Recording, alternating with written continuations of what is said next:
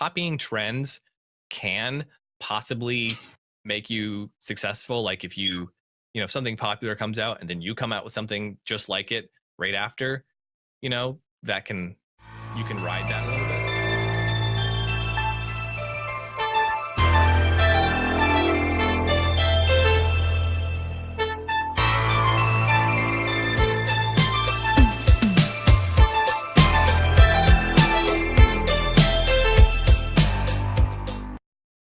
And welcome to another episode of the Convoluted Podcast. It's me, your host, Jesus, aka Tyrant Dominus, and today we have another guest from the Reddit realm. Go right ahead and introduce yourself. Hey, this is Chris Bodall with OverTone Music. I have a recording studio and audio production company in Raleigh, North Carolina. Okay, so I got a chance to kind of look over all your stuff. You're doing a lot of interesting work over there at OverTone Music. Thank you. So what got you started with this business? Like, what was your oomph for this? My oomph? Your oomph, yeah. It's still early for me. It's still early for me. I just woke up an hour ago and had my cup of coffee. No, I got you. So did I. Where are you, by the way? I'm in Oregon. So. Oregon. Okay, my brother lives in Portland. Oh, okay. So yeah, you get the time difference for any listeners. Yep, I do. It's 3 hours. You're at 9:44 a.m. over there. I'm aware. So yeah. Yeah. So listeners, as like a musician and a music person, like 12 is my 9 a.m. So. I see. So listeners, now you know what we try to do for you guys. This is the thing we do. We work schedules out. But no, yeah. What got you into this business? Sure. Well, so it all started when I started playing guitar. Well, I mean, really, I've always kind of been into music, and looking back in retrospect, I realized, even though I didn't pick up an instrument until I was 14, like formally, officially, like, I had a little piano I messed around with as a kid, a little keyboard, I had a little toy guitar, but I didn't actually do anything serious until I was 14. But, I was always the kid, like messing with the stereo and like trying to get things to sound good. So I do realize that it kind of started young for me, but, so I started taking lessons when I was 14 and took 2 years of formal guitar lessons at a local music school, and basically decided, I can do this. So I actually started teaching when I was 16, just kind of like started with some kids in the neighborhood. And then it kind of went from there. Like I officially made it into a business eventually. And through playing guitar is how I discovered recording. I wanted to just kind of record some cover songs. So I started off like in my friend's basement. And from the moment I made my first audio edit, I was like, oh my God, this is what I have to do for the rest of my life. I was just like completely enchanted with the process of like, I could record something and then like edit out a mistake and I could tweak it to make it sound better. And I think, having studied sound and, having worked with a lot of other people in the industry and having students, like I recognize the fact that I think I was born with like a pretty good ear as far as like, it seems like I was just, naturally inclined to do this. So I had a really good ear, and then I developed it throughout school, took a music class in high school, and then that really set things in stone. I was like, yeah, I love doing this. I love writing music and music theory and teaching and recording and all that. So I went to school for it, and I've been doing it ever since. All right. That's something that I've noticed a lot more lately, but with a young kind of inspiration with a lot of things. Mm-hmm. That's great that you were able to kind of find like, saying passion can be sometimes insulting, but you found something you really. I don't see how. I mean, it's solely passion. I know. Trust me, there's someone out there who will state that, but there's somebody out there who gets offended by everything, and I try to just ignore those people because. Smart move, but you found your passion. you Mhm. enjoy what you're doing, and you've turned it into something you enjoy working on, and it seems like it's spread amongst all the people you've been working with. I got a chance to kind of listen to everything that was on your site on the SoundCloud, and it's good. In my opinion, it's good. The work you're doing is really great. Thank you. Yeah, I mean, so just to kind of get a little further into things, so I went to a 4-year college, Appalachian State University. Shout out to them. Go Mountaineers. They have one of the best music programs, I think. They have like, $1 million studio, and the guy who runs the program, Scott Wynn, he knows his shit. He's really great. I can still call him to this day if I'm stumped with something, and he always has an answer for me. He's like a magic man. But so I went to school for it, and I'm originally from New Jersey, so my parents moved us down here to North Carolina in 1998. So basically, I was born and raised in New Jersey, and then moved down here when I was about 13. And really hated it at first because, I was used to being able to go to New York and Philly and Boston and stuff. And then, we moved down here to the South. It was just like, it's developed a lot since then. But like when I first got to Raleigh in 98, there was like nothing here, especially for like, teenagers to do. There was like a bowling alley and a movie theater and the mall. And like, that was it. So I know. It kind of sucked. I feel you, man.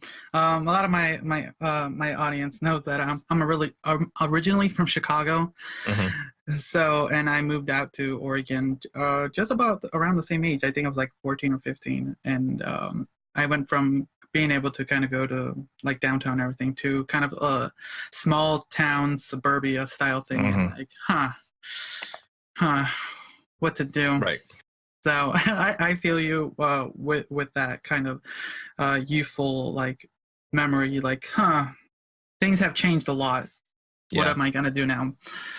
But hey, but you were able to at least that what's good is that you were able to kind of push yourself into like some of the things you were doing, like the music that kind of helped a little bit because it sounds about right around the time you started really focusing on your art. Yeah, that's true. I didn't really discover music until I got down here. And honestly, to tell the whole story just quickly. So where I grew up in New Jersey, I was kind of an outcast. I was kind of like, one of like the 2 or 3 class nerds where I don't know if it was just the area I grew up in or the time I grew up in the 90s, but like everyone was really into sports. And like, if you weren't into sports, like you were like, just no one really wanted to, do anything with you. So I had a few other friends, that were into like computers and, comics and like, the stuff I was into, like the whole like nerdy culture that has just completely taken over. Which is crazy, by the way. I mean, like just as an aside, like, it just seems so weird that all of the things that I grew up on, and it could just be my personal experience, although I know it's not just my personal experience, in that I know that like nerd culture is completely mainstream these days, which is crazy because, when I was growing up, it was like, I was kind of just like forced underground, it was just like, I had like 3 or 4 friends who were into the stuff I was into, and then everyone else in school was just like, we'll play football or baseball or, whatever they, it was just like all the kids talked about was sports. And I was just like, hey, how about, we talk about something else. No, go ahead. No, go right I was ahead. just gonna say, so when I moved down to North Carolina, it was great in that I got to start over. Like no one knew who I was. You know what I mean? And it's just kind of like the cliche you see in movies where it's like the new kid moves to town and, so I got to reinvent myself because no one knew who I was. And I was kind of like this cool outsider because, I mean, not that I was cool, but just being an outsider, being the new kid in school does bring a certain amount of like mystery and intrigue and coolness to it because, none of these people grew up with me and they didn't like know who I really was. And so not that I changed who I was, because being genuine is like one of the most important things to me just in life, in general, if not the most important thing. I hate fakeness. and that translates over into the music I produce and stuff like that, and can just kind of my general um, the way I like to do things. But so the kids down here like accepted me. I just immediately found like a new friends group, and it was like a large group of kids that were already friends, and I jumped in, and suddenly I had like 20 friends, and it was really cool. And that's actually how I met my best friend Charles, who he plays bass, and I started playing guitar. So like we really hit it off, because like as soon as I moved down here, I started playing guitar, because to finish this story, I I can get a little off topic and lose my train of thought. I kind of have goldfish brain. It's fine. It's fine. I'm enjoying your tale. But the point of the story is I moved down here, and in the friend group was this girl, and I ended up liking her, and she ended up liking me, and we started going out, and she was my first girlfriend. And so in like the summer of 1998 or something like that, maybe it was 99. Do you remember the song Iris by the Goo Goo Dolls? If I heard it, probably. You probably know it. So while you talk about it, I will find it. Sure. Yeah, I'm sure you know it. But it was like it was a huge song. It's still played. It's one of those kind of songs where it's just like embedded in the culture now, to the point where like you would hear it on like the radio in the grocery store. You know what I mean? Like that kind of a song where it's just like mainstream pop that will be played forever. But anyway, so yep, I know it now. Yeah, okay. So I wanted to learn how to play guitar so I could play that song for her. Oh, okay. That's how I got into guitar. So I was just like, I want to. I don't remember exactly how it happened. I wish I could, but so like, because there was a movie that song was written for a movie, City of Angels, with Nicolas Cage and Meg Ryan, where Nicolas Cage plays an angel. And it's a really great movie, especially if you like chick flicks. Although it's not just a chick flick, but you could kind of interpret it that way. I don't know. Anyway, not that I'm super into chick flicks, but because I'm not. I used to be a lot more of a hopeless romantic than I am. But anyway, more aside. So yeah, I wanted to learn how to play guitar so I could play that song for her, which I actually never ended up doing. We went out for like 2 years, and I don't remember exactly the timeline of things, but we broke up. We broke up and got back together a few times, but I never ended up playing the song for her, which is kind of like, it kind of sucks, because it was just like, that was the whole point of everything, and I never got to do it. But at the same time, it was like, well, looking back on it now, since I'm 34 and that happened when I was like 14, looking back on it now, enough time has gone by where I can see like how formative that moment was to my life. Of like, I don't know if I would be where I am right now if like that hadn't have happened. I mean, I might have found my way into music some other way, like because I do feel like this is what I'm supposed to be doing, which also makes me contemplate my life of like, what happened if I had never left New Jersey and just stayed up there? Like, would I still be doing music, or would I found something else? Because I mean, I do have other interests. I mean, I'm really into computers, I'm into space, I'm into archery. There's just like things I like doing. That last one threw me off. Well, I was a Boy Scout, so like I went to Boy Scout camp every summer, and archery and rifle shooting were like two of like the biggest things that you could do there, and they were cool because I mean, when you're a young boy, when you're like 12 years old, and you're like, I get to shoot a gun and I get to shoot a bow and arrow, it's just cool.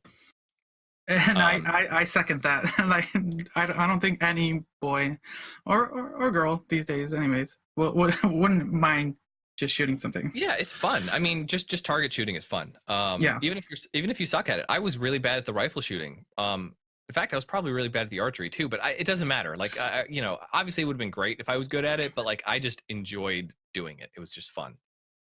I loved the change. Like, we had these little 22 bolt action rifles. And I just loved sliding the the slide, and then the smell of the gunpowder, and it was just like it's very nostalgic. Like if I smell that these days, I'm still like, I'm like 10, 12 years old again. I'm like, oh man, summer camp. But yeah. No, that's cool. I like that. A little sense of nostalgia when things like that just kind of float your way. yeah. But Yeah. So to finish this long story, so yeah, I started playing guitar so I could play a song for a girl, and that is how I got into everything. And I started this story with New Jersey, right? So when I got out of college in the mountains of North Carolina, I decided that I wanted to go back home. So I wanted to, and not my actual home, because I'm from like the Jersey Shore, but I wanted to go back to what I was considered my home, which would be New York City, the city as we call it. So I wanted to move back to the city, which I had actually never lived. My dad's family's from there, but always wanted to live there and never did. So I moved and got an internship at a recording studio on Long Island. And after the internship was over, they didn't need anybody else, so I didn't get hired, and struggled to look for a job for a few months, and eventually just kind of ran out of money and had to move back home. Basically just made the decision of like, life up here is too expensive for somebody who's just starting off and has no connections and no experience, and I'm just like drowning in debt every month. So I moved back to where it was more familiar and I knew more people, and things were like, it's like literally half the price to live in the South versus the North. I just remember going like, into grocery stores and being like, I couldn't believe the price difference.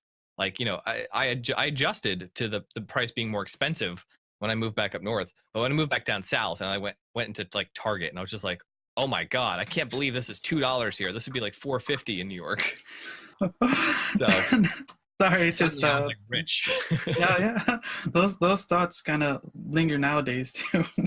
Yeah. It's So after I moved back down here, I got a job teaching at a local music shop, just teaching guitar lessons. So I wasn't really, I wasn't working at a studio. I was, I always had a board and some mics, and I was doing some recordings on the side. Like I did some stuff for like, for some local bands and stuff. But like I never really did a whole lot of projects. Stuff really never got a whole lot of momentum.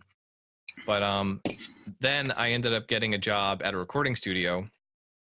And I still, it's called Soundtracks. I still work there, sort of. I'm like the music engineer there, so they send me music stuff because they mostly do like voiceover and like professional, like commercial production. Like they do TV and radio commercials and stuff like that. So they don't do a whole lot of music. They mostly do like commercials for like corporate clients, like high end stuff, like like IBM and McDonald's and stuff like that. okay. So just that. Okay, I get it. Yeah. So I ended up doing that for a few years. Basically just editing like a lot of voiceover and medical lectures and like like not music. And eventually I was just like, ugh, I went to school for music. I really want to be working, on music. And that's when like the economy started to like really slow down and get crappy. And basically all these big companies cut their advertising budgets, which means that, they weren't coming in as much. So the work kind of like got cut in half at the studio, and they couldn't afford to keep me on anymore. So we went from 2 engineers back down to 1 engineer. And I had to get a job somewhere. So I ended up getting a job at the Carey School of Music, which is a private music school around here. And a prestigious one, actually, which is pretty cool. They've been in business for like over 20 years. It's funny because I run into people who are like my age, like in their mid 30s, and they're like, oh, I took lessons there when I was a kid. I was like, that's crazy.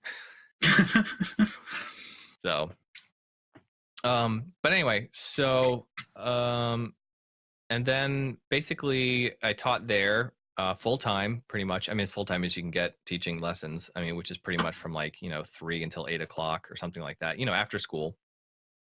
And I started putting more focus on OverTone, which is my company. So I've worked at several like studios over the years. So I worked at Soundtracks. I worked at a place called Trailblazer, which is a post-production facility here in Raleigh.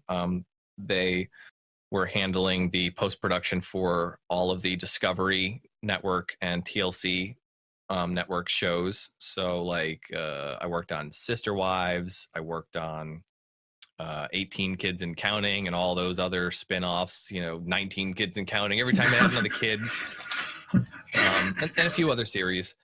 But and I also am the engineer at McKinney, which is a large advertising company that holds accounts for companies like Coca-Cola and Sherwin-Williams. So large companies. But I don't do a whole lot of work at there because I don't know. They have a very small audio department. I mean, it's really just me, and they have a lot of their audio. Most of their audio seems to be handled just by the video people. So they only call in me as the dedicated audio person, like very rarely. So I've worked at a few bigger professional studios. And I worked at a place called Atlantic Creative, which is now Blue Forest Studios, that does mostly video production. But when I worked there, it was mostly message on hold, which means, whenever you call somewhere and it's like, thank you for calling CVS Pharmacy at 1201 Capitol Boulevard, like that kind of stuff. So like the automated phone systems that you hear whenever you call business, I was the person who would record those, edit them, and then upload them to the phone system. So it was interesting. So I've done all kinds of stuff in audio, which is really what I enjoy doing the most. I enjoy being versatile. I like doing music and voiceover and audiobooks and podcasts and teaching. I love teaching. So not only do I teach instruments, but I also teach how to do all the stuff that I do. So teaching them audio production or music production or music theory or any stuff like that. So I found out pretty early on that I was pretty good at teaching because I wasn't the best student in school.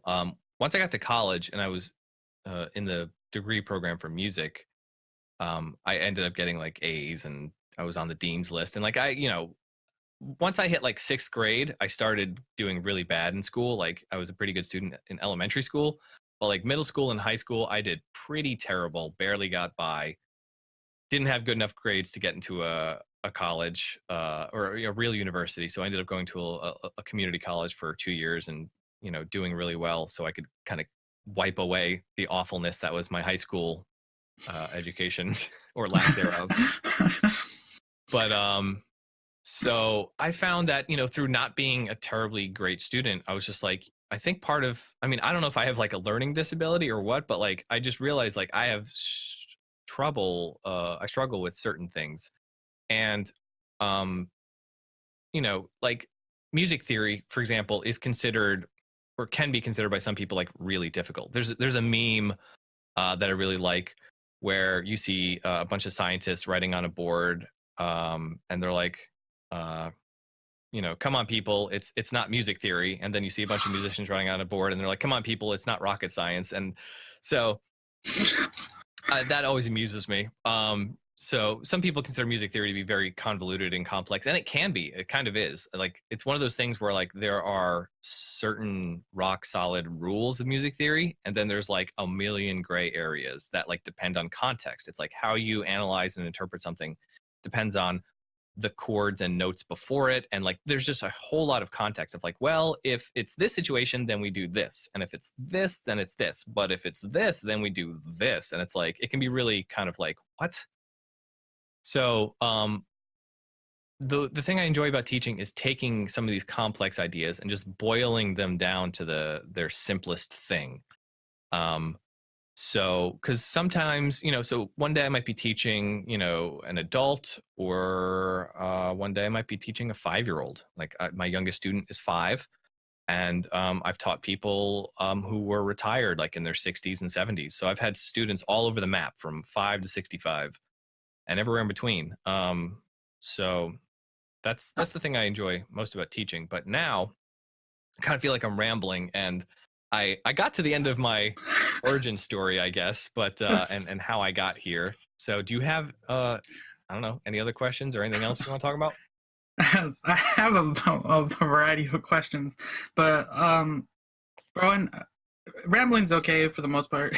Cool. I enjoyed listening to your story. That's good.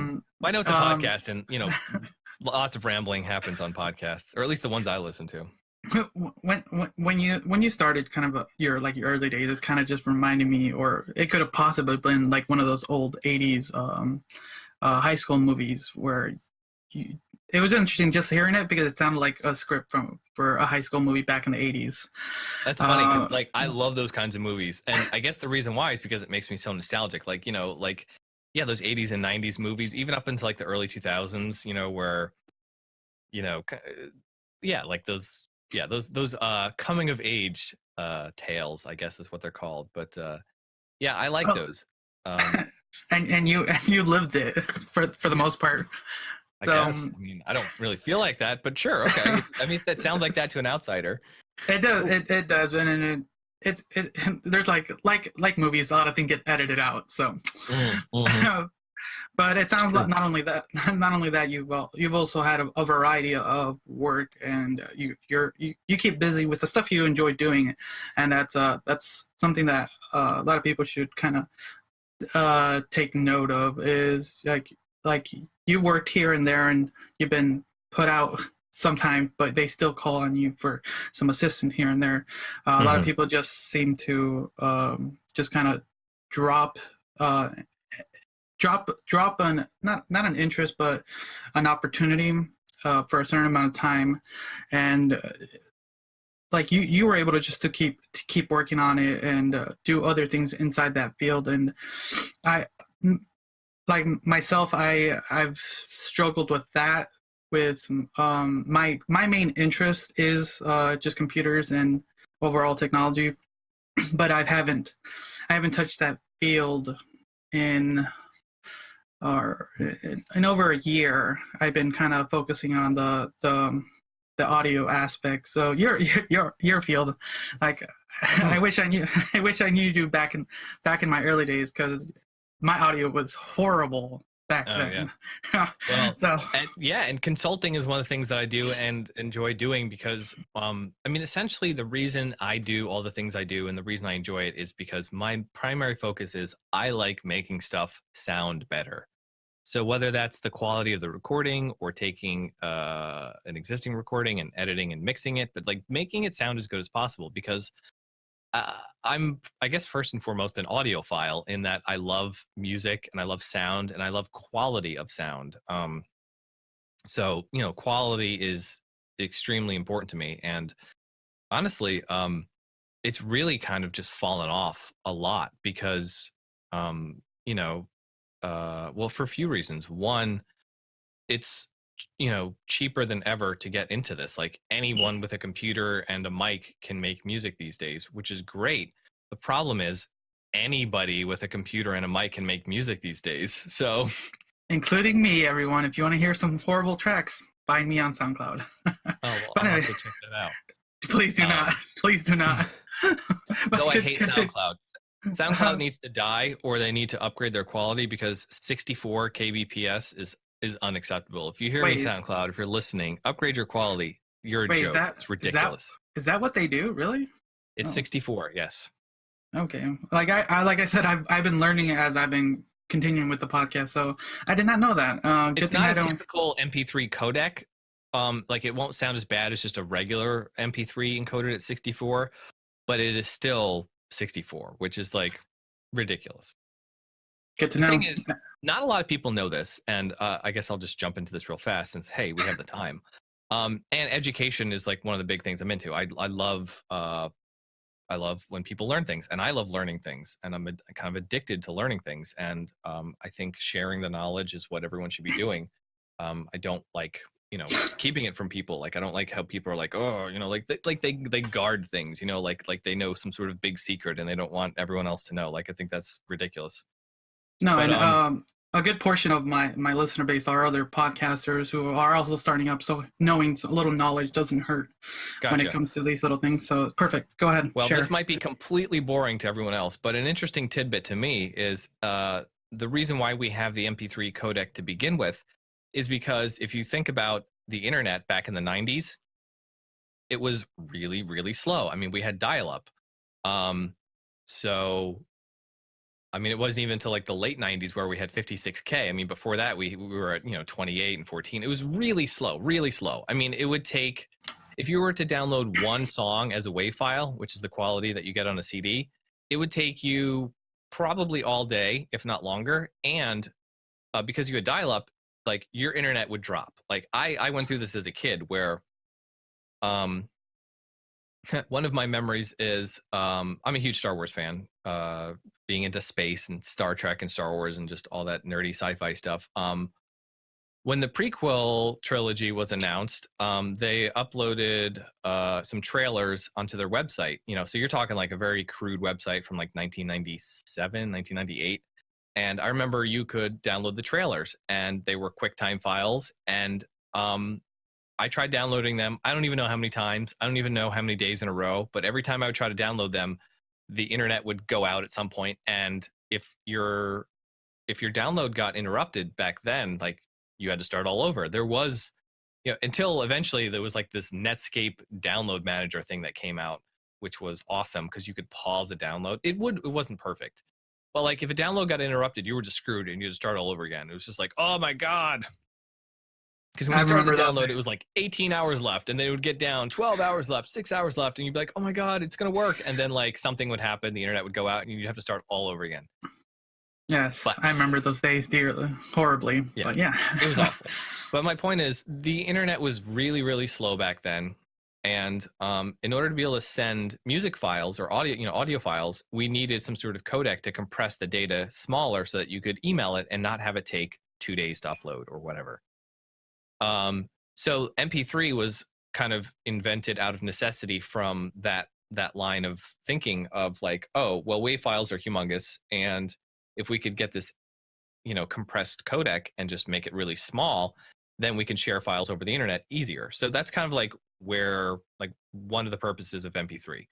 So jump forward to 2019 and everyone has fast internet. You've got fast Wi-Fi, you've got LTE on your phone.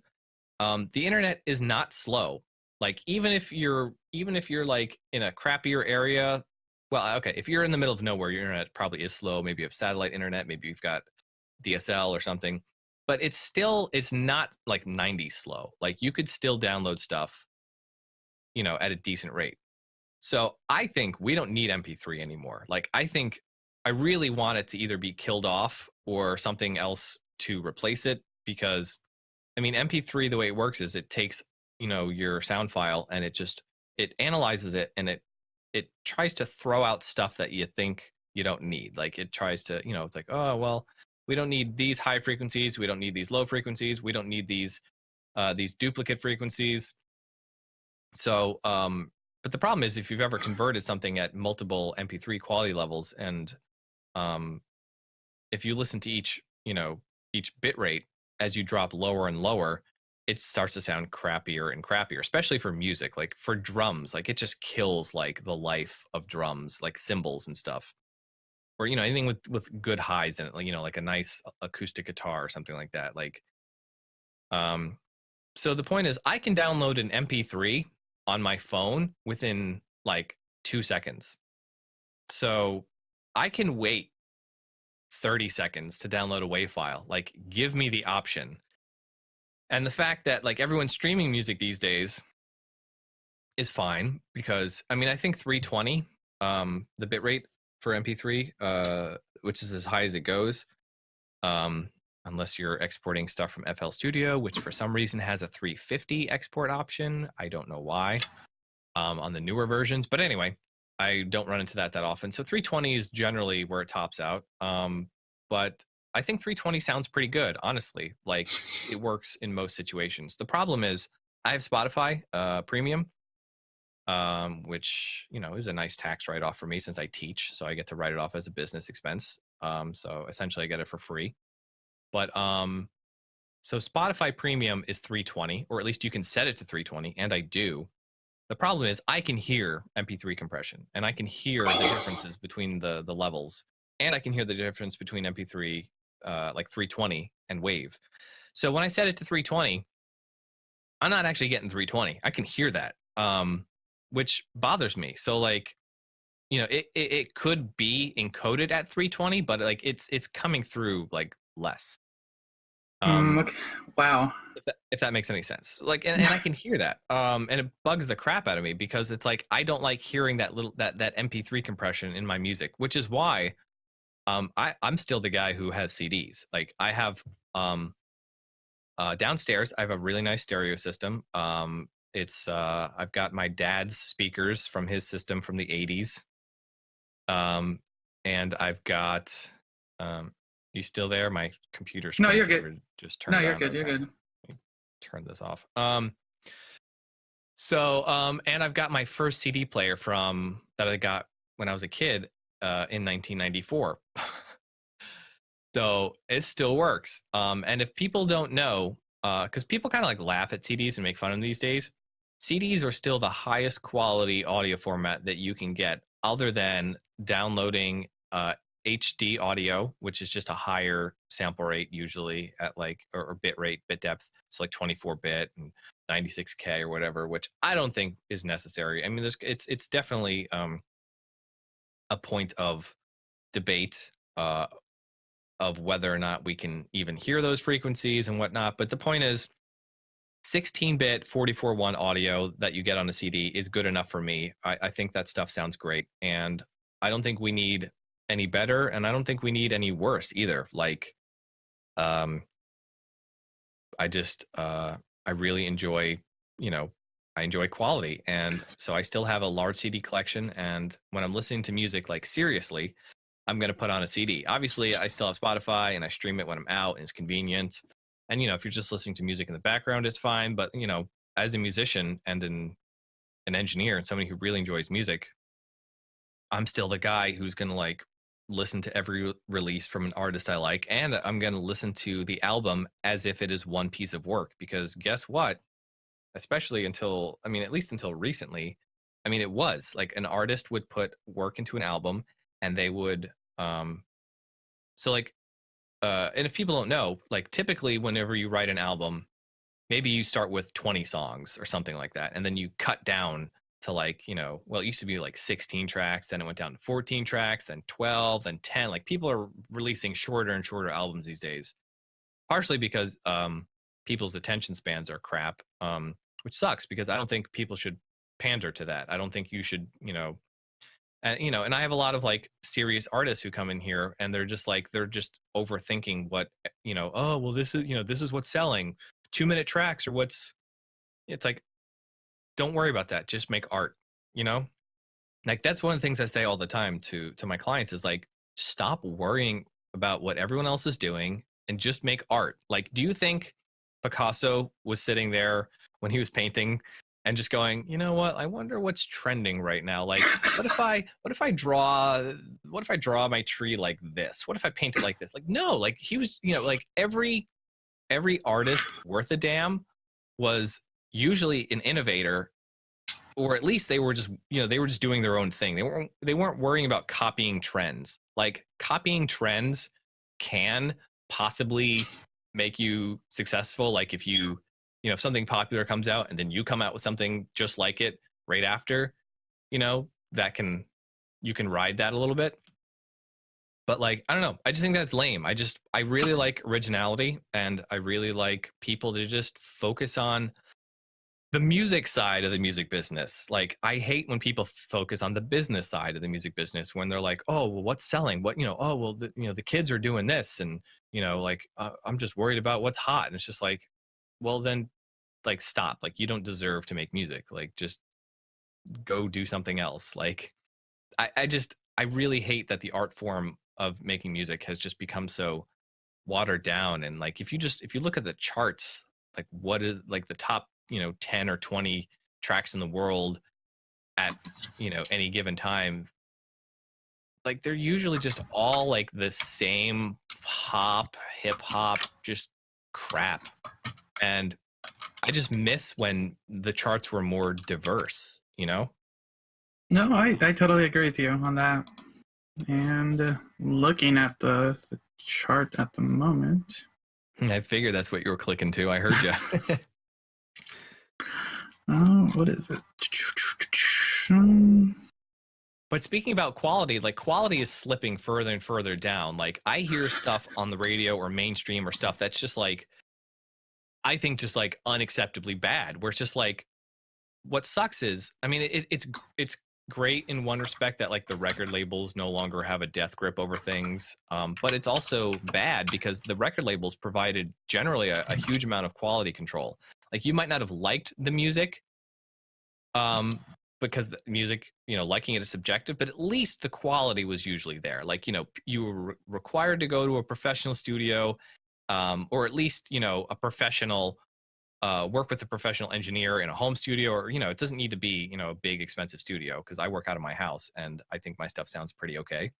I second that, and I've heard your stuff. Thank you. So it's to use an old racist expression, it's as long as you acknowledge it. Yeah, it's the Indian, not the arrow. Which means, it's the person who is, it's the person, not the gear,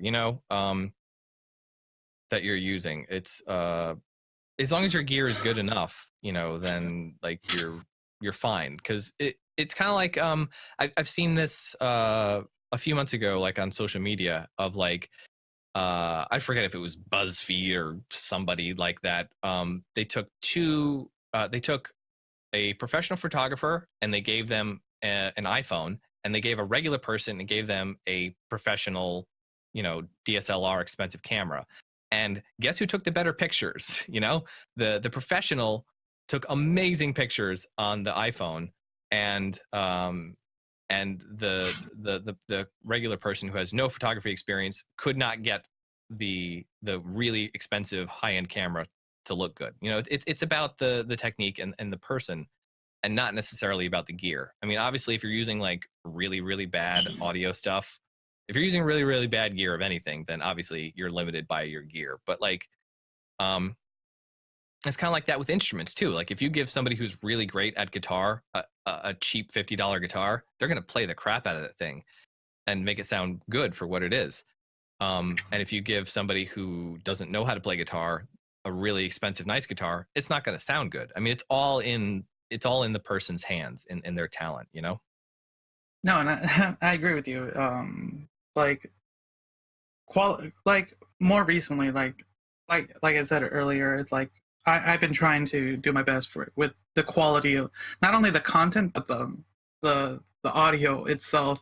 And so listening to you kind of like makes me like not nervous, but more like I can do more to like do as much, because this is literally going in people's ears. So yes, you guys are, we're in your ears. So I like, it's important for you. Yeah, it is important because for you have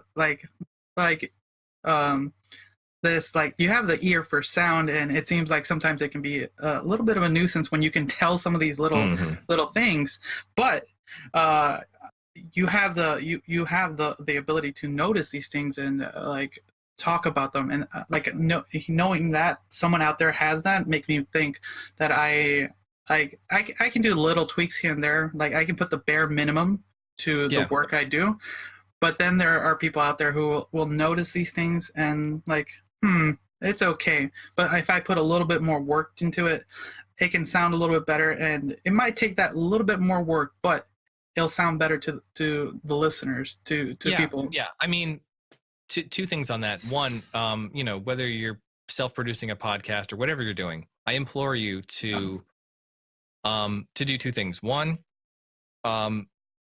to push yourself to get your quality as good as possible. Now, that doesn't mean you have to like go out and hire a professional and spend a bunch of money, or upgrade your gear and spend a whole bunch of money on gear. Honestly, there are $50 USB mics that sound fine. They don't sound amazing. They don't sound like $2,000 Neumann mics, but they sound fine. They're good enough. So get gear that's good enough. Get mid-range gear. That's usually my recommendation for anything. Honestly, in life, is get the mid-range product. Don't get the cheapest thing you can get because it's usually gonna be crappy and break, and then you're gonna have to buy another one and spend more money. And you don't need the most expensive one either. Get mid-range gear and learn how to use it. So there are so many YouTube tutorials out there, where you can learn how to make stuff sound better for free. Like, so it's really just about, you know, uh, just dedication, so it doesn't need to cost a whole lot of money, or you don't need to spend, a million years in training. And just as a little plug, if anyone is interested in learning more about taking, production lessons or doing any kind of consulting or learning how to do any of the stuff that I do, and you can find out more about what I do on my website, which is overtonemusicnc.com/services, is where all of my services are. There you go. So I love people. I love helping out people to get them to sound better. So yeah, so either if you want to, if you're in a position to like hire a professional, at least as a consultant, to like say, hey, can you take a look at my setup? And they can make recommendations, because that's one of the things, that's one of the most popular things that I'm doing more and more these days is consulting, because more and more people are doing podcasts and doing recording from home of all kinds of things. Because it's easier and cheaper now than ever before. But so yeah, so just try to do as good as you can. Just learn a little bit about how to make things as good as possible, because the people who can hear it will appreciate it, and the people who can't hear a difference won't matter anyway. So like, don't worry about the people who can't hear the difference. They don't matter, because they won't hear if it's good or if it's bad. They won't complain either way. They don't hear the difference. But the people who will hear the difference will totally hear it, and they'll appreciate it. So that's what I always tell people, is because some people, like a lot of my music clients, like a lot of rappers will come in and be like, well, why should I pay to like mix it? Why should I pay all this money to have you make it sound better? Because like no one cares anyway, bro. Like they're just going to listen to it through their phone speaker. It's like, well, sure. I'm sure some people will listen to it through their phone speaker, but those people don't matter, because they don't hear the difference either way. What you should be pandering towards is the higher quality people anyway, because those are generally the people who are more influential. You know what I mean? Like, if you're trying to get the attention of like, labels or bigger artists or influencers or whoever you're trying to get the attention of, like, quality matters to most people, and not letting quality die is like really kind of like my main goal in life, just because quality across the board, not just for audio and music, like it just seems like people care less and less these days. They're more lazy, they're more complacent, they have crappy attention spans. I mean, it's just getting worse and worse. Not to sound all like, oh, bleak and gloom and doom. I mean, because definitely some things about the world are getting better and better every day, but like some things are just, kind of getting crappier. So it's just interesting to sit back and observe the trends. And I just encourage everyone, don't be lazy, put a little bit of work into it, make it sound good, because the people who like sound quality will appreciate it. And my second point is, let me give all you guys a little bit of advice. So specifically to the podcast people, or anybody doing anything with audio, really, this applies to all audio. So get yourself a decent mic, whether it's a USB mic. Again, you can find ones for like $50 on Amazon. There's a company called CAD, who makes like a decent $50 mic, somewhere around that neighborhood. Or get yourself an audio interface and an XLR microphone. But once you've got a decent mic and a decent way of getting it into your computer or your phone or your tablet or wherever you're recording, post-production is important. And before we even get to post-production, treat your room, or like record in a closet. Like basically, reflections are your enemy. My room that I'm talking to you in right now is treated, and hopefully you're not hearing any reflections, because there aren't any. You might be just hearing just little garbage sounds from my mouth, because my mic is really, really sensitive, and I'm kind of a clicky person, which I hate, because I hate clicky people and I hate having to edit all that stuff out. But it is what it is. I just seem to be stuck with the mouth that I have. But anyway, so make sure you're not recording in a super reflective room, because I've seen so many YouTube videos and podcasts and stuff where people focus on the look. They've got these really nice cameras and they're in this beautiful setting and the background looks all nice. And then they talk and it sounds like they're in a marble lobby of a hotel, and it's just like reflections out at the ass, and like you can't understand what they're saying clearly because of all the reflections. So please put some thought into your audio. Like, audio seems to be an afterthought for a lot of people. Like they focus on the video and the visuals, and they want everything to look great. You want your sound quality to match your video quality. If you've got a really nice camera, if you're shooting at 4K or whatever, like, use a real microphone and record your audio well. Look up some videos on miking techniques, because you don't want to get right on top of it, and try not to pop your P's and all that stuff. But as far as what you can do for post-production, there's a very simple effects chain that I recommend. And the first one is optional, and that would be a noise gate. So for podcasts, you can kind of go either way. Sometimes it can sound really awkward and terrible to have a noise gate kicking in. So it's probably better to just record in a quiet room without a noise gate. But if you're recording like vocals for a song where there's going to be music over it, you're probably going to want to use a gate to filter out all that background crap, because the music will drown out the gate turning on and off. And if you set it properly, you shouldn't be hearing the gate turning on and off. But a noise gate is a great first step to controlling the noise, the background noise. Like if you've got computer fans or something going on in the background, the noise gate will turn the microphone off whenever you're not speaking. The second thing would be EQ, so equalization. So filtering off any of the super low frequencies. I usually do a roll off around 120 hertz. I go up or down depending on the person.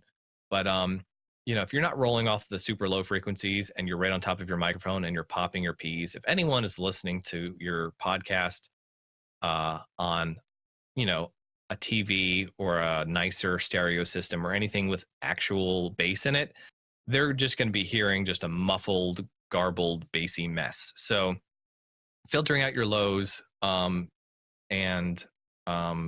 just kind of taming everything. So there are, again, a bunch of YouTube videos you can find on how to EQ vocals.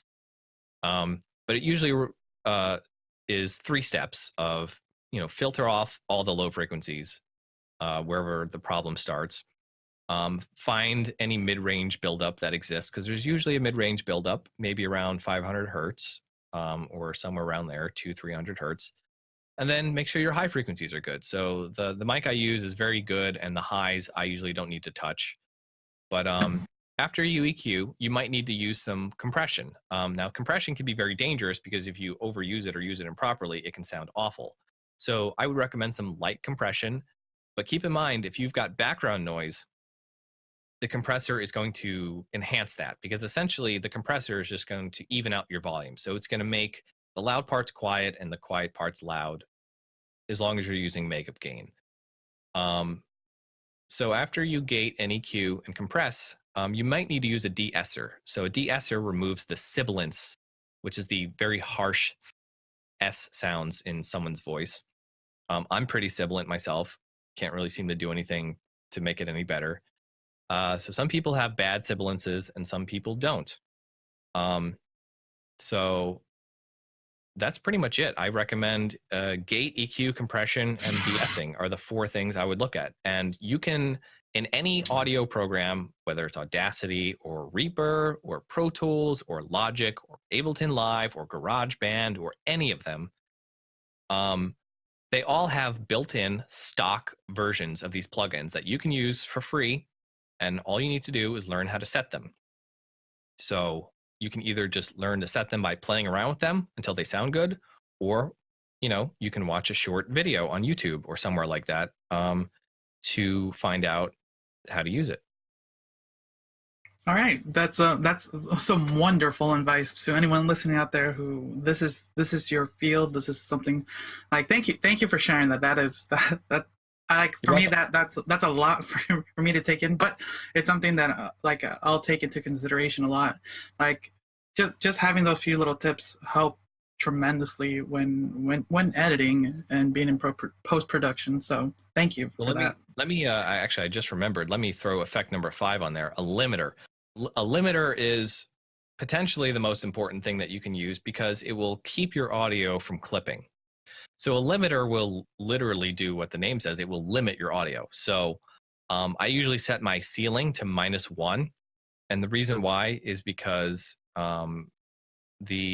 it's part of the newer volume standard for social media. So because I used to the old standard used to be like as long as you were below 0, you're technically not clipping. So most people would set their output to -0.1, so 1/10 of a decibel below the ceiling, below clipping. But something about the algorithms of Instagram in particular and other social medias will cause that audio to actually clip. And I experienced this firsthand because I did a song and I uploaded it to Instagram and it was clipping. I was like, what the hell? So I did some research and I found I call it the new volume standard. It's new to me. It's been around since I think 2015. It's been around for a few years. I think it's put out by the EBU, the European Broadcasting Union.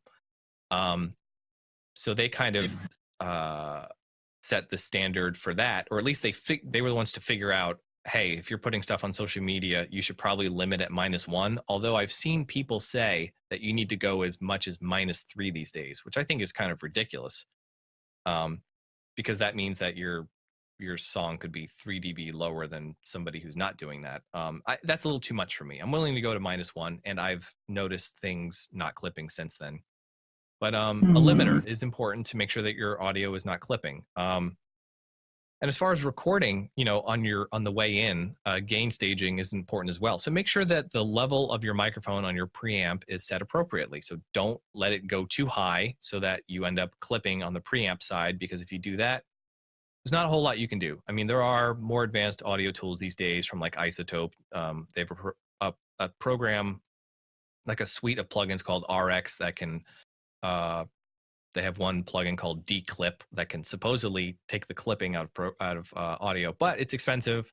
And the point is, you don't have to worry about that if you just do it right from the beginning. So just set your preamp level so it's showing up green and it's staying out of the red. Pretty much that simple. Good to know for my social media game. All right. All right. Okay, good. That's good advice. So there's something I wanted to ask you during the whole discussion. So more recently, I've been getting a little bit more serious with like films and overall things of that nature. In your opinion, what would you say are some of the few films you have seen of late, and probably some that you have seen recently from your youth, that have some like wonderful like audio design or soundtracks? That's a good question. Well, let me think. So what you think of that? The reason I asked this is for me, it's I've always just watched films for what they are. You just sit down, just watch the movie. You kind of just sit there as a potato. Mm-hmm. It's more recently that I've taken note a little bit more of what it takes to make a film what it is. Like there's more than just the actors. There's writers, directors. There are people working on the cinematography, the audio, like everything. So I appreciate the people a little bit more later in my life than I should have, when a little bit more, because it's just now that I'm getting used to some of the names behind it, because that's something I'm trying to get used to, just seeing people's names, like, oh, I know who that person is, they worked on such and such. Yeah. So, well, to answer your question, building off of what you said, so whenever I watch a movie, I try to watch a movie the same way that you do, at least the first time through. I try to just watch it for what it is. I just try to figure out what the movie is, get the story, get the plot. I'm usually not trying to pay attention to any of the details. Like, now that being said, if there's something that stands out as good or bad, I will notice. Like, if there's a bad ADR. ADR is automated dialogue replacement. So let's say you're recording a scene and your character is crawling and they're kind of muttering to themselves. There's a very good chance that that audio was not recorded very cleanly or very audible during the filming. So what they'll do is they'll go into a recording studio and they'll dub over it later. So any bad ADR, I usually notice, and that jumps out at me. For example, Mad Max Fury Road is the worst audio production I've heard in a very long time. They ADR'd. I don't know whose decision it was. I've read a little bit on it, but they essentially ADR'd over like the entire movie, and it just sounds awkward. It sounds bad. It sounds like it's in a studio because you're looking at people who are in a desert.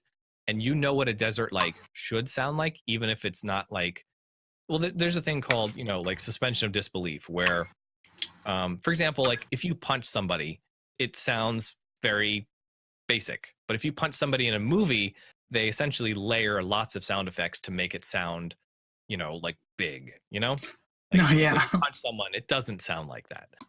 So we suspend disbelief and like, that's what we accept what punching should sound like in a movie, But if you're looking at, say, Mad Max Fury Road and, they're out in the desert and it should be, wind blowing around and like it should have a certain sound. It shouldn't sound like you're in a recording studio in London, Like that it took me out of that movie. I wanted to like that movie because I have a friend who really loved that movie. And I was like, okay.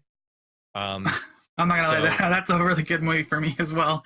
Yeah, so I saw it, and I could not get into it just because the sound design on it was so bad to me. It was just like I was like immediately I was like, what's wrong with this movie? Like from the first scene, I was like, there's something wrong with this movie, and I got on Google and I started looking it up, and I was like, oh, okay, yep, I thought so. They poorly ADR'd the hell out of this movie, and I don't know, like I was like looking at my wife and I was like, do you hear this? Like, does this not sound completely awkward to you?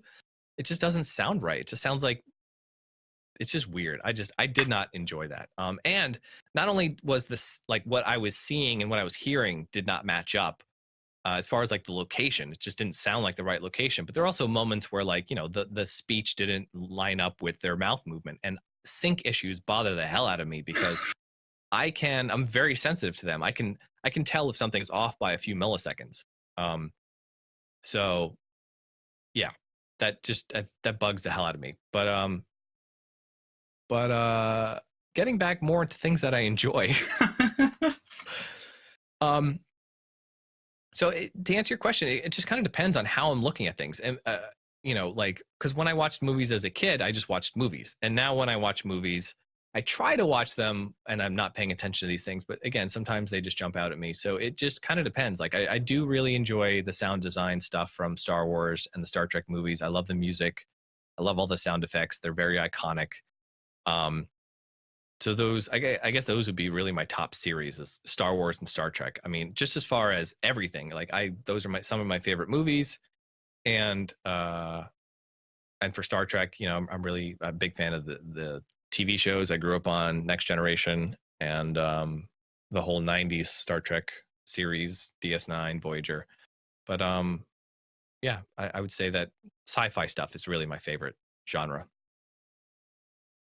Interesting. Okay. I'm sorry. It's just it's interesting hearing from just that idea. Sometimes like we've been talking about audio for a good amount of time, but it's interesting that there are people like yourself that can probably pick up on these things, and it kind of does hurt a little bit of the experience of the film or any entertainment out there when it comes to these things. I know for me, like dubbing issues is one thing that when it first hits me, like if I'm not noticing it for the most part, it won't hurt me. But the moment I do see a desync, it drives me crazy, and all I look is at their lips and the words that are not properly. So no, I can understand that discomfort, I think, is the best way I can describe it. Yeah. When it comes to those things, because then it's just you're just stuck with watching said thing or listening to, no, not just watching this, since it's desynching, just watching this, and interesting. I just had a little bit of a revelation while you were talking, which is why I enjoy talking to people, because I often figure out stuff about myself or stuff that I've been struggling with the answer to. And often when I talk it out with people, that's how I figure it out. Which is why I'm still one of those people who loves to call my friends and talk to them on the phone. Like, the fact that texting has taken over and no one calls each other anymore really bothers me. And you've got like millennials like, oh, why would you ever call me? Don't ever call me. I don't ever use the phone feature of my phone. It just, anyway, that bugs me, because you cannot replace the personal communication of talking to somebody. Obviously, in-person interactions are the best. Video is probably the second best, where you can see and hear someone. And then just talking to them audio-wise, like we are right now, I would say is the third best. And then texting is like way at the bottom. It's just like so many fights happen because of text, because you can't hear the intention in someone's voice. And I'm a very blunt person, and some people think, that like I'm mean or an asshole or something, because they don't hear the intention in my voice. They don't hear, like, plus I'm very sarcastic and I joke around a lot. Like, another one of my interests is comedy, stand-up comedy. I'm very much into comedy. I watch a lot of stand-up specials. I listen to a lot of comedians' podcasts. I actually want to try doing stand-up at some point this year. I've been writing some bits, and I want to go to like an open mic night and try that out. But so how like comedians are kind of like, or at least certain comedians, they're very blunt, sarcastic, say what other people are thinking, but are too afraid to say kind of people, No, yeah, they don't hold anything back. They're always pushing the envelope. They're always, saying inappropriate things. That's totally me. No, that actually, that would be interesting to, like, that, like, more power to you if you're able to go up on stage just to do something like that. We'll see. I'm terrified, honestly. Like, performing terrifies me when it comes to anything, whether it's doing comedy, which I've never done before, or if it's just like singing and playing my own stuff. Like, it just, I don't know. I guess I know the answer of why. The answer is I'm a perfectionist, and I'm obsessed with quality. And if I don't think that whatever I'm performing is 100%, I get really self-conscious about it. I mean, and it's not just me. I mean, like again, I've heard this on tons of podcasts. It's an artist thing. It's the people who really care about their artistry. They beat themselves up. They're very self-deprecating. They think they're crappy. They think they're awful. And and honestly, like, I think that's probably better than the alternative, because the other side of that is the people who have endless amounts of ego. And oftentimes those are the people without the talent. It's, the most talented people I know are very humble, and they're very self-deprecating, and they're very unsure of themselves. And the people who brag about being the best ever are usually never the best ever. So if you're doing that, stop. All right, I'll stop. Dang it. Not you. But no, so that's a good way to kind of think about it when in any field. Like, you gotta be your own worst critic at that point. Yeah. And it's like, oh yeah, I mean, yeah, I totally am. And people I think that are really talented, they usually are. They're and sometimes it can really negatively affect things. I know some people who are very talented, and they're a little bit too unsure of themselves, to the point where they want to quit, they want to give up, they don't want to come in. And I'm just like, man, like, you really got something here, but you're just too insecure. And I try to encourage these people as much as I can. And sometimes it works, and I keep them going, but sometimes it's just, I don't know, it has to come from within. There's only so much that other people can influence you, and that they can do for you. I mean, ultimately, I think it has to be your decision, No, and I totally agree. Like, from everything we've spoken, you're like you said, you have an ear for sound. You're a wonderful teacher. You've done a lot to get where you are, and you're still pursuing a little bit more, and I like that. So just getting a chance to talk with you right now has pushed me a little bit more, and hope anyone out there listening to push yourself a little bit more into whatever you're doing. Good. I mean, I love motivational shit. I'm really into the Joe Rogan podcast. So I mean, his podcast is kind of all over the place. He has all kinds of guests on. But I find it very motivational. It sounds cliche and whatever, but it's literally changed my life. Because I've changed my position on things over the years, just listening to the podcast and all the guests that were on, and and it's a long form podcast. It's on average, it's 3 hours an episode. So that is and that's becoming really popular these days because I think everyone is burnt out on fakeness and short sound bites and lack of context. Because if you have a 3-hour conversation with somebody, there is very little room for them to escape. Like if they're a bullshitter, they're probably going to be exposed in 3 hours. You can go on TV and you can fake it for 30 seconds or a minute or a few minutes. But if someone is talking to you about something for 3 hours and you're not the real deal, it's going to come out.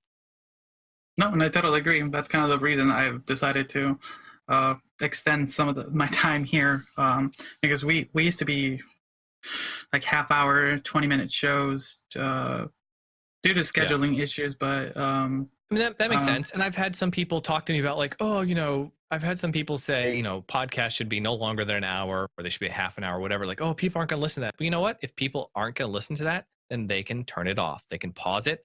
They can listen to it in multiple chunks. I never get through a 3-hour Joe Rogan podcast all at once. I'm always listening on my phone with the audio. I'm pretty much never watching the video on YouTube.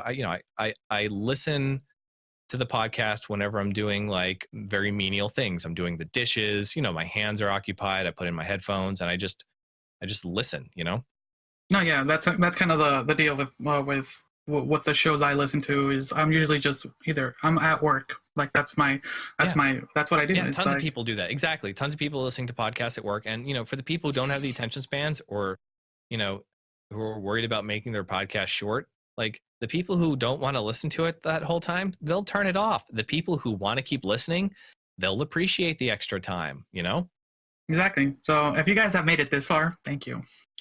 We appreciate you guys. So we're getting toward the ends of the show. So this podcast brought to you by OuchThatHurts.com. Visit Ouch That Hurts for music, gaming, reviews, editorials, podcasts, and more. Ouch That Hurts. HERTZ.com. Come hang out and chat with everyone on our Discord channel. Be a part of our community. Hey everyone, hope you guys have been enjoying the episode so far. Don't worry, there's still a little bit more to go.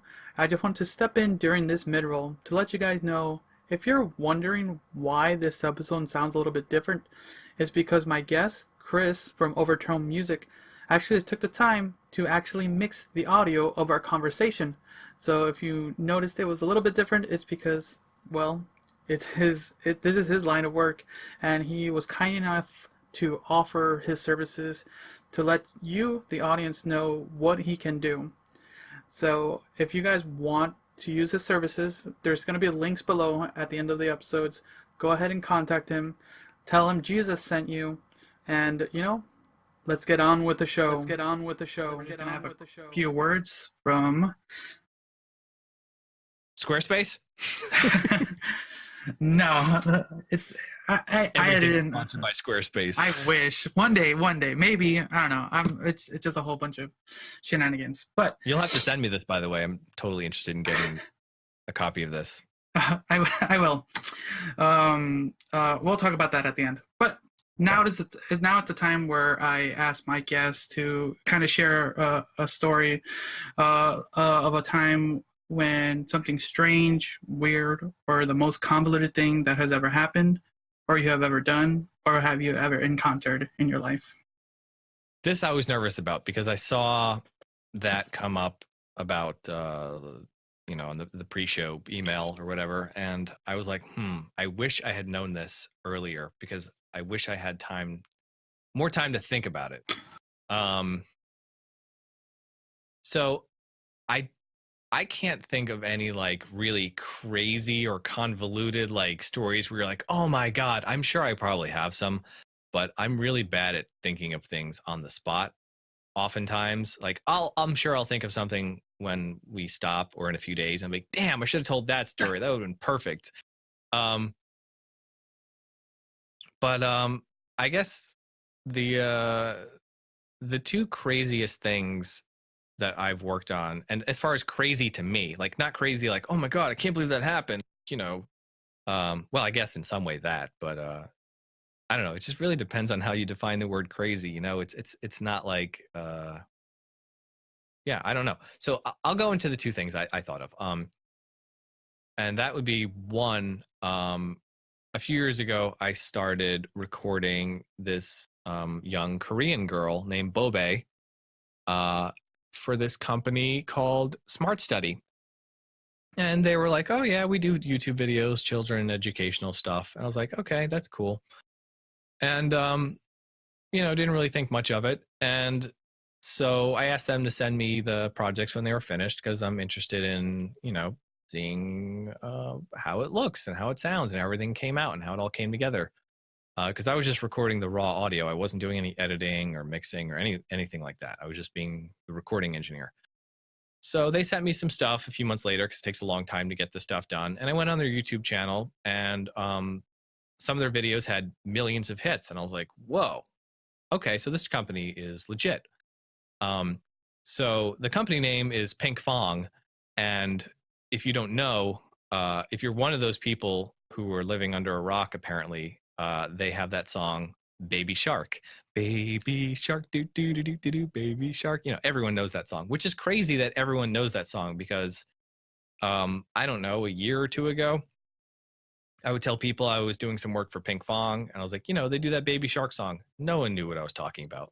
And now everyone knows what I'm talking about. It's crazy. I just can't believe how viral it's gone. So, they James Corden on the Late Late Show, he did a cover of it. Ellen did a cover of it. It's gone completely viral. It was one of the top Google searches for 2018. I think it was like in the top 5, right up there with Bohemian Rhapsody. They have over a billion views, billion with a B. So, yeah, it just started off as like, this kind of regular project I was doing, and now I've been involved with one of the most viral things in the world, which is insane to me because I'm just a guy in a home studio.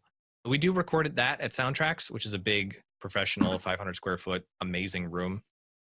But they found me through OverTone Music, not through Soundtracks, which is just, it's just me and my basic website that I made myself. And apparently some semi-effective Google AdSense campaign things. Hey, that's amazing. I'm not gonna lie. That is crazy and baffling. I'm sitting here in awe. So, yeah, wow, that's cool. That's cool. So yeah, I ended up recording the girl who sings the Baby Shark song, the voice of Baby Shark, in the original Korean one, which is hard to find these days. I don't know what happened, like because Pink Fong does everything in Korean first, and then they translate it into English and redo it in English. So I guess the English stuff has taken off and become more popular, but the Korean stuff is still huge in Korea. I mean, this girl is literally a celebrity in Korea. The DreamWorks film, The Grinch? You know how they redid The Grinch recently? Oh, yes. Yeah, so she played Cindy Lou in the Korean dub. So, wow. Yeah, I found out about that when she came in a few weeks ago.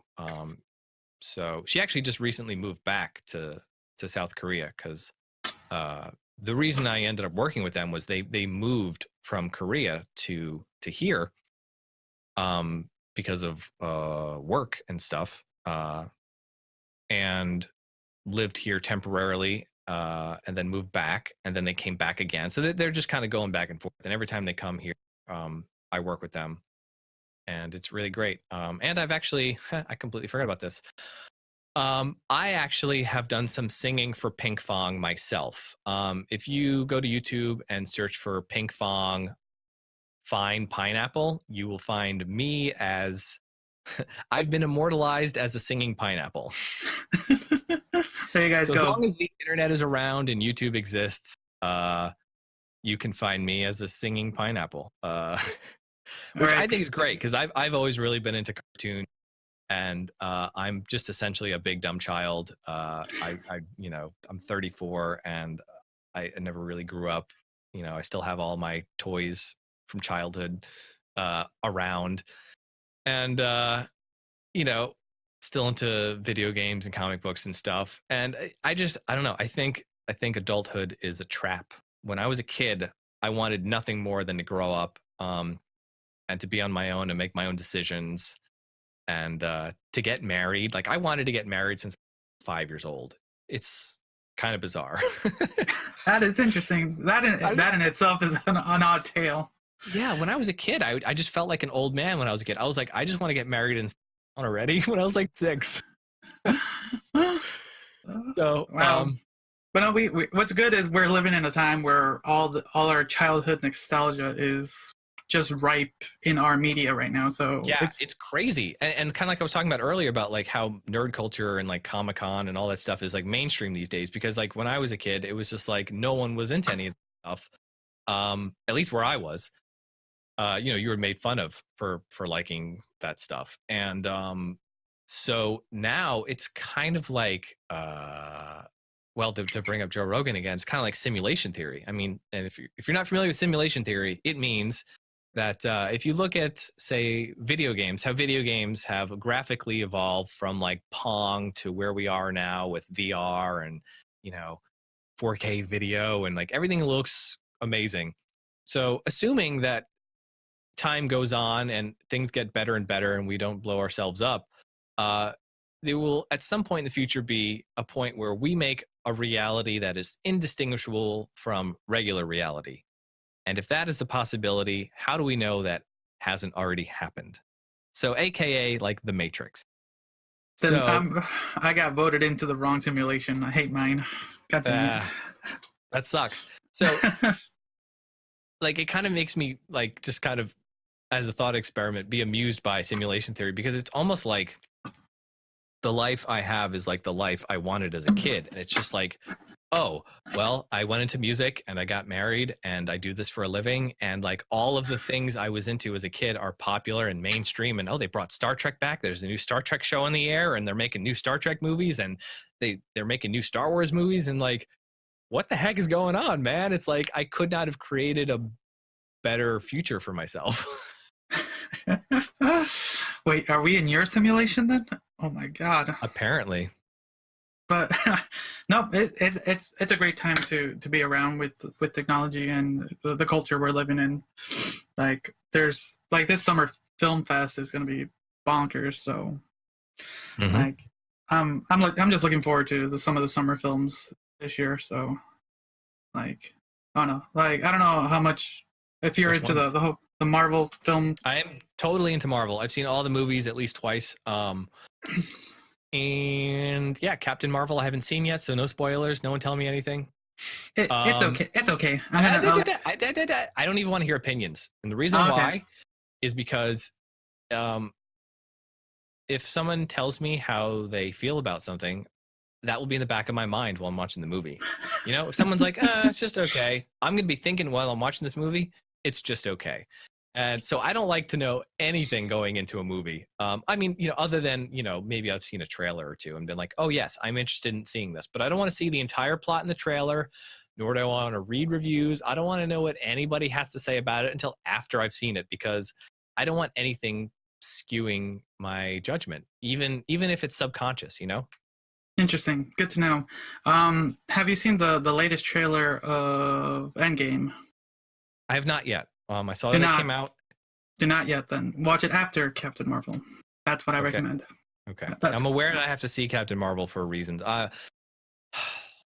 of the things I struggle, this is kind of random, but one of the things I struggle with is, I use Reddit, obviously, a ton here. And I also use a news app called News 360 because I can plug in the stuff I'm interested in and it won't show me any other crap. So like I plugged in like, Star Wars and Star Trek and Marvel and the stuff I'm into. And those are the subreddits I follow on Reddit mostly. But the problem is spoilers are a giant problem these days. So like I follow, the Reddit subreddit, the Star Trek subreddit and the Marvel subreddit.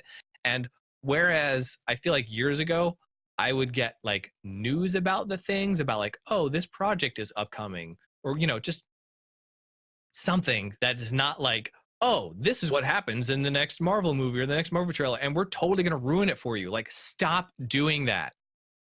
You're driving me crazy because on one hand, it's making me unsubscribe from these things so I don't get spoiled. But on the other hand, like I want to know Star Trek news. I want to know, hey, what's the next Star Trek series coming out? I want to know that. That should be on my radar. What I don't want is, hey, this episode just came out last night. And if you're reading this post the next morning, I'm totally going to ruin this entire episode for you. Don't do that to me. Thank you, some of the Redditor mods that do their jobs. Yeah. So I think every subreddit should have a spoiler protection system because one of the subreddits I follow, Daystrom Institute, which is a nerdy Star Trek, like this is where people who are very much into Star Trek who don't acknowledge that it's just a TV show talk about things of like, okay, here's a problem with continuity or canon. Let's find an in-universe explanation as to why this is not a problem. Or, I watched this episode and here's my 14 paragraph synopsis of this minutia detail that I noticed and let's talk about it. Like it's super, super nerdy and small but it doesn't have a spoiler tag. They don't allow spoiler tags. Every subreddit should be spoiler tags mandatory because like I don't always watch stuff the second it comes out. Sometimes I'm busy. I have to watch it the next day or the next week or whatever. And I shouldn't be punished for that. Like, I don't want to be scrolling through and be like, oh, this person died on this episode. Great. Thank you. Like, spoiler tags, please. Because I'll just scroll right past the spoiler tag and I won't read it. There you guys go. All right. Now we know. So keep an eye out for him in the Reddits and just spoil everything for him. No. So now we're game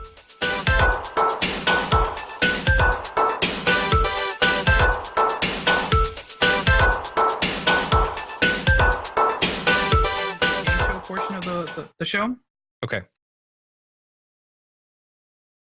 So the game you chose is Would You Rather. For the listeners, Would You Rather is I'm gonna put Chris into 3 different situations. I'm gonna give you 2 options, and you're gonna have to tell me why you would choose one over the other. How does that sound? Sounds great. All right, let's put you in the first situation. Would you rather be sent back and live in the Jurassic period, or have a demon living inside of you? You can ask me any questions to kind of clarify some of these situations. Yeah. Okay. Well, we'll see if this leads to questions. So, all right, the Jurassic period fascinates me because I'm really into dinosaurs because, I grew up on Jurassic Park. However, I'm aware that is probably going to be completely terrifying and result in my death very quickly, which I guess is the downside of that.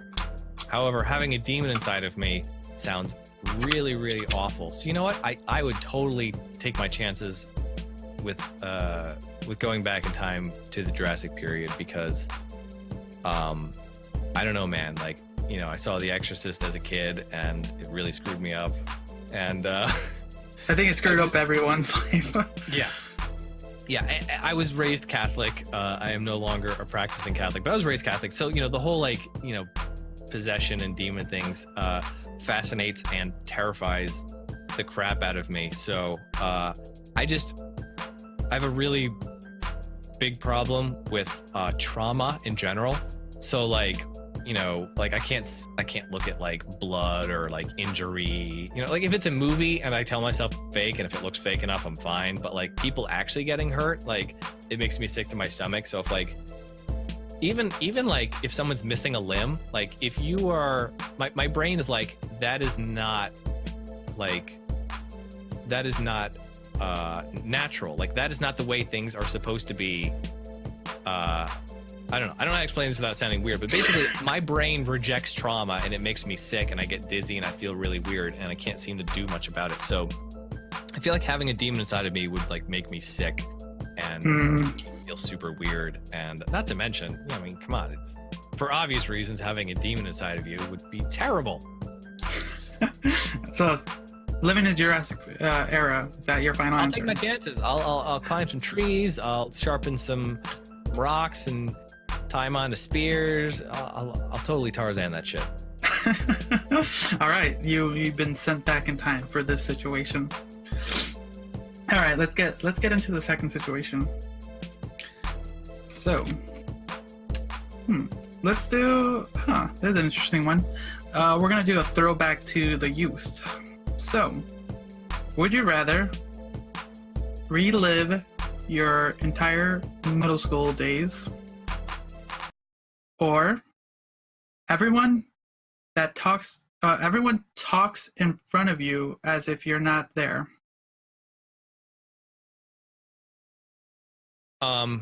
I would much rather relive my middle school days because my middle school days were not terrible. Well, okay, so my middle school days were kind of fragmented because they were in that transition period of my life between New Jersey and North Carolina. And in New Jersey, elementary school is grades 1 through 6. And 7th and 8th grade are middle school, and then 9th through 12th are high school. So 6th grade is not middle school, whereas in the South, 6th grade is middle school, which just seems ass backwards to me, but everything in the South is ass backwards to me. So I did 1 year of middle school in New Jersey, which was, again, kind of not the best, kind of awkward. I didn't have a whole lot of friends.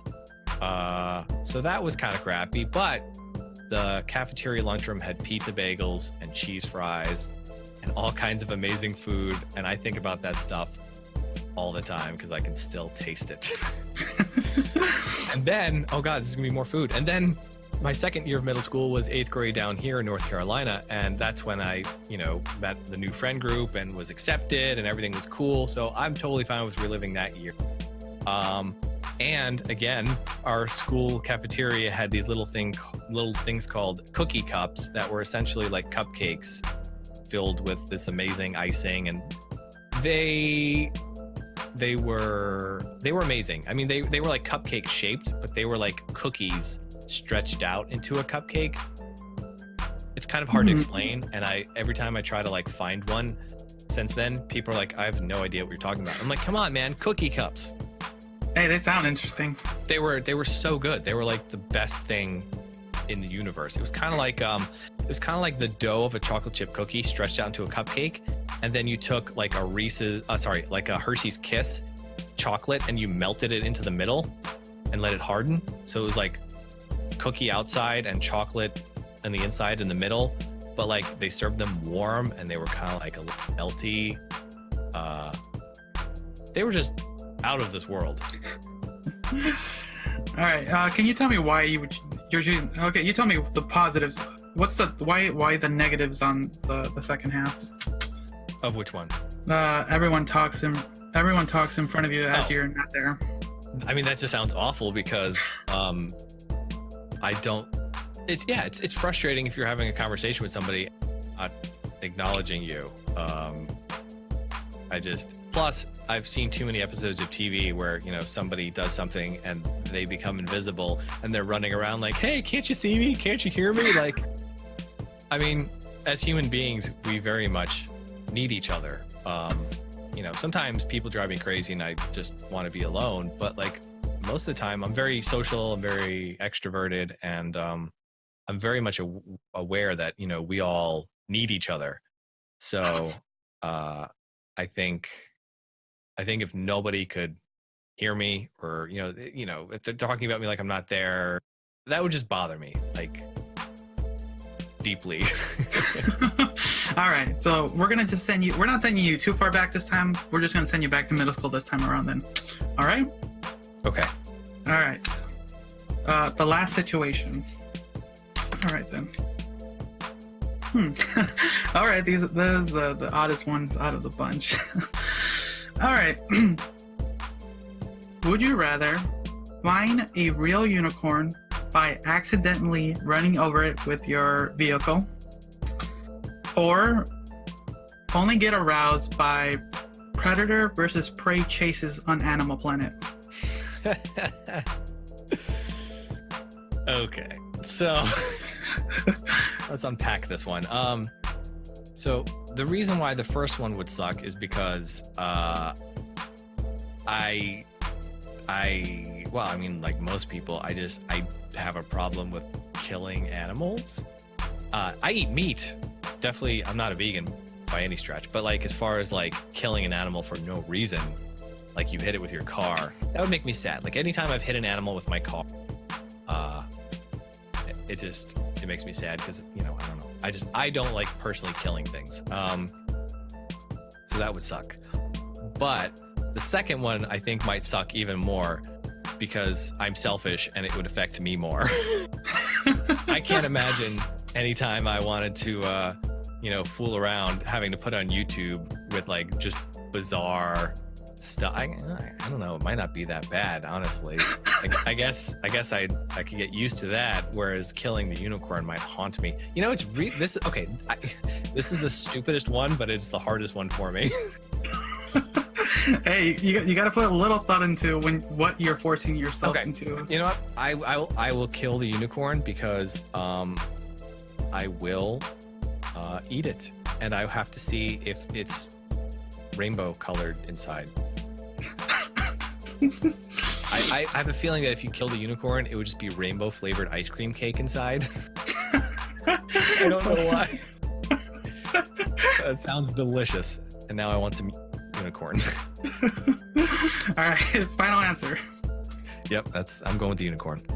All right, then you somehow. All right, you've accidentally like hit a unicorn, and now you have to somehow hide. I'm gonna eat it. Evidence. I'm gonna make use of every bit of it. All right, let's hope no one finds out you have found one of the rarest animals in the world that never existed until you hit it. Well, we could Jurassic Park it, and we could clone it. And as everyone knows, that won't go terribly at all. Oh, I don't know. Apparently, they're now they're Jurassic Parking things now. So apparently, it's ridiculous. But let's worry about that in the future. So now's the time where I ask my guests to kind of like shout out any of their social medias, their websites, and the like. Sure. So I'm pretty easy to find. My website is overtonemusicnc.com. The NC for North Carolina. So that's OverTone music nc.com. My social media is at Overtone Music NC on Instagram and Twitter, and my Facebook page is also Overtone Music. So facebook.com/Overtone Music NC. And yeah, so if you want to go in there and see what services I offer, and there's also audio samples on there that you can listen to. There's pictures of the studio. So if you're local, if you're in North Carolina or anywhere near there, I have people come in from Virginia and other states to record with me, which is cool and very flattering. My client list is on there, so you can see who I've worked with. Like I mentioned, Pink Fong. I worked with Us the Duo, who was on Dancing with the Stars and America's Got Talent. I worked with Jeff Timmons from 98 Degrees. I've done professional audio for Samsung. As far as troubleshooting goes, I fixed an iHeartRadio studio. So if you've got problems with your gear or you need help setting something up, I can help you with that. Or if you want to learn how to play guitar or bass or ukulele or how to do audio and music production, I do all of these things and I love doing them. So all of my information is on the website. and you can email me for rates and stuff. All right, there you guys go, and I'll have all those links down below in the description as well. Yeah. Go right ahead and check him out. Like I took some time and found he does a lot of work, and as you've heard, he's very, very passionate in what he's doing. So go reach out if that's something you would like. Chris, thank you for taking the time out of your busy schedule to come on and talk. I feel that I personally got a lot out of it. And I hope my listeners who are in this field or thinking about it got something out of it as well. Yeah, me too. And the email is overtonemusicnc@gmail.com. There you guys go. So thank you everyone for listening. I hope you guys enjoyed it. I hope you guys made it this far. Like always, thank you for listening to wherever podcasts can be found. If you want to hit me up, find me on Instagram or Twitter. And yeah, so until next time.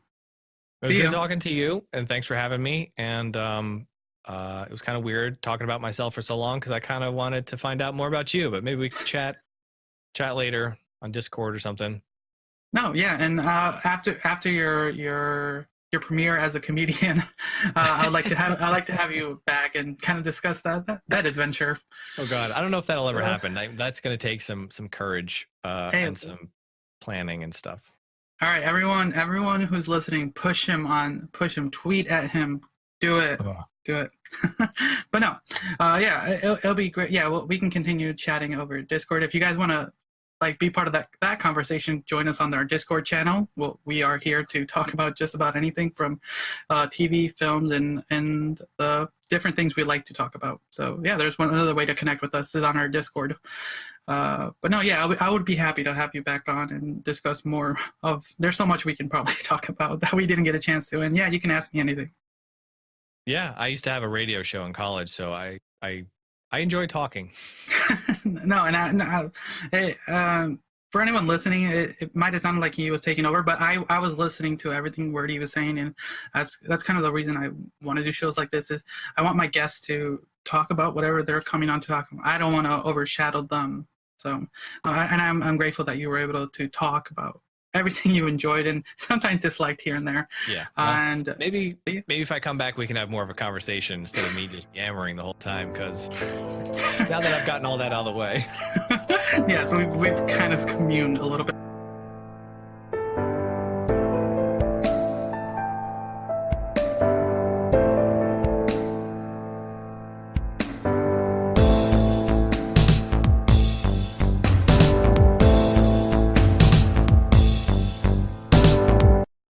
Hey everybody, my name is Grant, and I host a podcast called It's Trivial. Now, It's Trivial is a game show in which I pit comedians, musicians, podcasters, and other interesting people against one another, usually in front of a live audience for the sake of public ridicule. Hope you'll check it out. There's something there for everybody. There's stuff for people who like movies, music, history, geography, comic books, and even more. Be sure to give me a follow here on social media on Instagram and Twitter at It's Trivial Show, and check out the entire first season of It's Trivial now in your favorite podcast app. Thanks.